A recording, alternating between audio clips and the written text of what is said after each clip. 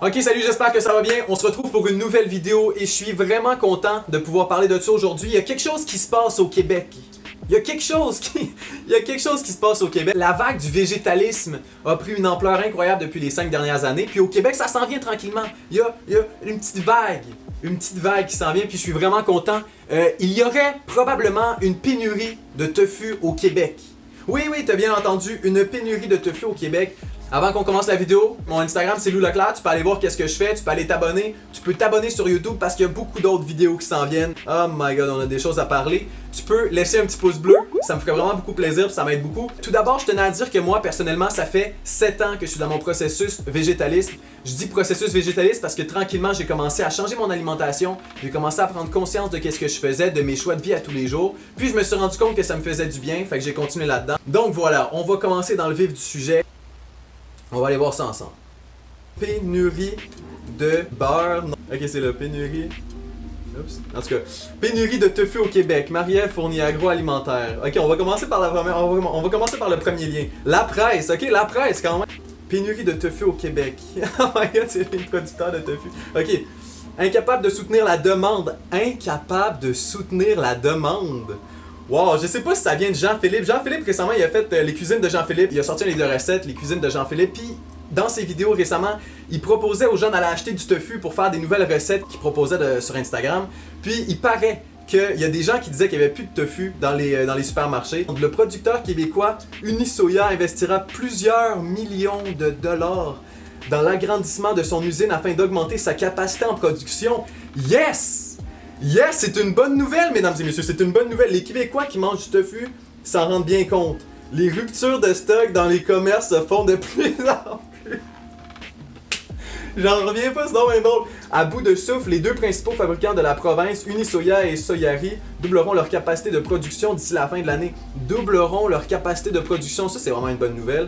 Répondre à la demande qui explose, a appris la presse. Wow, ok. Avant même que le nouveau guide alimentaire canadien suggère d'augmenter la consommation de protéines végétales, ça c'est une très bonne chose. Ça, j'ai tellement de choses qu'il faut que je parle, mais en gros, il y a un nouveau guide alimentaire canadien qui est sorti. Je vais vous le montrer. Guide alimentaire canadien 2019. Santé Canada en route vers le futur. Ok, c'est avant-gardiste, là, tout ça, là, ça se passe bien. Une minute de silence, s'il vous plaît. Ce matin, paisiblement, la version 2007. Ça faisait 11 ans, 12 ans, en tout cas 11 ans environ que le guide alimentaire n'avait pas été refait. C'était ridicule, c'était n'importe quoi comment que... La version 2007 du guide alimentaire est arrivée à échéance. Ben j'espère, ça fait pas mal longtemps qu'elle est à échéance. C'est la seule que j'ai connue dans ma carrière de nutritionniste. Elle aura bien servi pendant plus d'une décennie, mais il était temps qu'elle aille rejoindre ses comparses du passé au paradis des vieux guides. Oh wow, ça se passe bien, RIP. Ah, c'est bon. On dit adieu au groupe alimentaire lait et substituts et viande et substituts. Ainsi qu'au concept de portion. Santé Canada a décidé de miser sur l'image d'une assiette pour traduire ses recommandations nutritionnelles. J'adore ça le concept, comment ils l'ont fait, j'adore ça. Fruits et légumes qui fait plus de la moitié de ton assiette. Des grains entiers. J'aime ça. Ce que j'aime du nouveau guide, en tout cas, on en reparlera une autre fois. On va revenir à notre tofu. Journal de Montréal. On a envoyé 2 citoyens du plateau à la chasse au tofu en pleine pénurie. C'est la catastrophe dans la province. Il n'y aurait plus assez de tofu pour tout le monde. Qu'est-ce qu'on vit? Mais comment vais-je faire un poulet Général Tao sans poulet si je n'ai plus rien pour le faire sans poulet? Mais c'est une bonne question! Parce que ce qui est le fun avec le régime végétalien, ça c'est si t'aimes la viande, tu sais, un argument qu'on entend souvent par rapport aux gens qui veulent pas arrêter de manger de la viande, c'est Ouais, mais moi j'aime trop ça, la viande. J'aime trop le goût de la viande. Oui, mais mon ami, tu peux faire tout ce que tu veux végétalienne. Tu peux végétaliniser. En tout cas, tu peux rendre tout ce que tu veux qui est pas végétalien, végétalien. You know the truth. Ooh, yeah.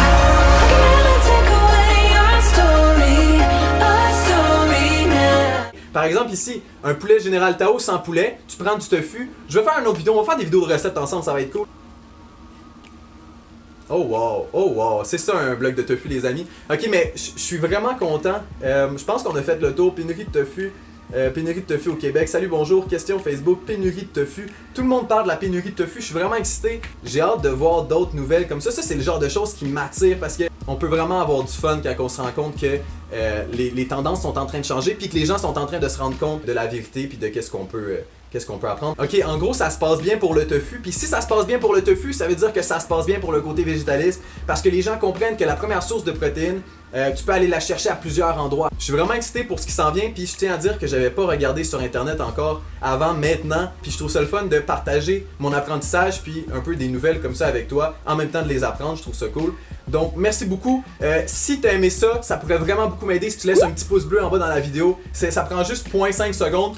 Tu cliques. Tu peux lui donner un coup si tu veux ou tu peux juste lui donner un petit flattement heureux. Tu peux t'abonner à moi parce qu'il y a beaucoup de vidéos qui s'en viennent. Tu peux aller t'abonner sur Instagram. Merci beaucoup les amis, je suis vraiment content.